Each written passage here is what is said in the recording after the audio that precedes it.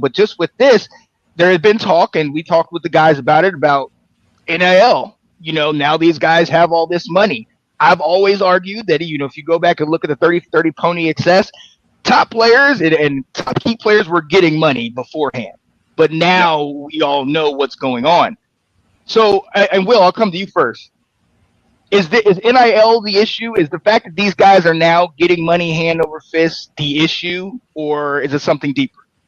I can't believe that just because players are getting paid that there's no control over the program. I mean, I can't buy that argument, and it kind of goes back to Alex's first point of Georgia has an outstanding football program over the last 5 years, but there are other programs that are up on their par as well, and you're not hearing any of this stuff. They're not having any of this stuff.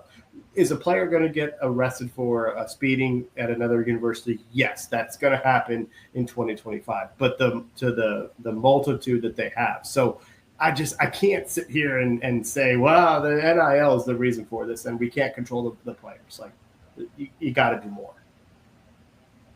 Yeah, that's my thing. Eric, what do you think, man? It just feels like that's being used as a scapegoat. Like, oh, well, now these guys have money, so they have all these nice cars and everything like that. Even if we're saying that the NIL is giving them more, maybe more than they were getting behind the scenes, they were still getting cars. They were still getting nice women. They were still getting a lot of things, and they're still. The NIL is one thing, yes, and it gives you the key to some of this stuff. Key, no pun intended. But it's not the only issue. Like, there's got to be some kind of checks and balances, at least in college football, if not in America. Go ahead, EK. Oh yeah, absolutely. To both of your points, Georgia didn't start paying players in 2023. And most big programs didn't. To your point, that it's been going on under the table in some form or fashion. So we'll leave that out.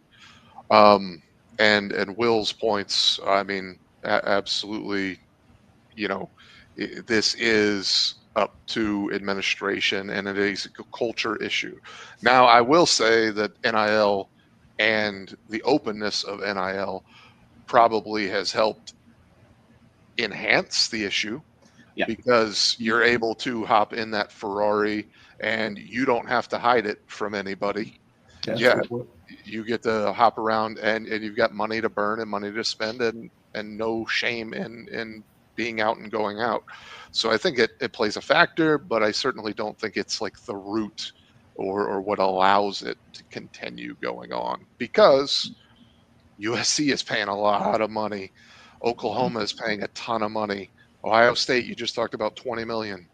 I know my team is paying a lot of money. I know his team is paying a hell of a lot of money. We're forking over a lot of cash now, yeah. And I don't hear anything. $12 million quarterback. Yeah, about that. So, over the next 4 years, but yeah. So this isn't, to your point earlier though, Sean, this isn't a knock on Georgia. This is in my opinion, a Kirby Smart problem. You mentioned a Pete Carroll problem. I think of a Mark D'Antonio problem. I think of a Joe Paterno problem. So this isn't just at Georgia, to be clear, even though I love picking on them, because who beat you last? But I was waiting for that to come up this episode. Yeah. I had the chance. But it's at the end of the day, like, I think as we all get older, like I look at these kids and I go, oh my gosh, these are kids.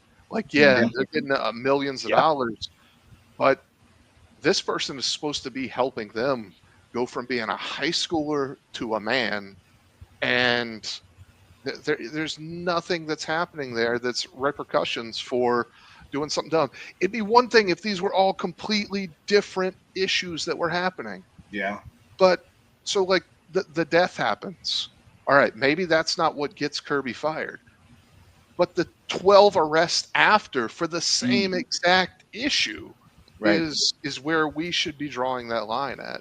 So I'm sorry I got off on a tangent, but I think NIL definitely helps, but it's definitely not the issue. Oh, yeah. And Alex, you and I have talked about it many a times over the last couple of years as NIL became more open and players got more exposed to it. Listen, at any way, shape, or form, a lot of these guys we know come from areas that maybe aren't the best environments. And then you give this guy a lottery ticket, you give him all this money. The coach is still supposed to be there to be in the gap to make sure that these guys are understanding, A, you have this money and how to use it and what to do with it.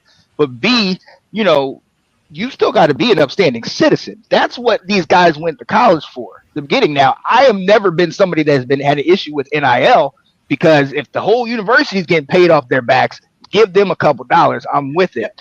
But this stuff that's been happening, and to Eric's point, the fact that it's the same thing. If there was an issue over here with speeding, and then now we have issues with shoplifting or something like that, okay, those might be unrelated. But when you have it that it's the same thing, speeding, reckless driving, all these same things, and over 100 miles an hour, after all the stories we heard, I mean, NIL doesn't, it's not the main issue, but to Eric's point, I think it definitely kind of cushions it. It definitely helps accelerate. Another pun. Sorry, helps accelerate the. All of these. It's too easy, man. So I mean, what do you think?